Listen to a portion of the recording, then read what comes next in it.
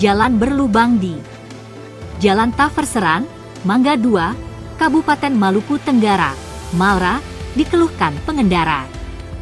Pasalnya, saking banyaknya lubang jalan di kawasan itu yang tak kunjung disentuh Pemkab Malra membuat sangat berbahaya bagi pengendara.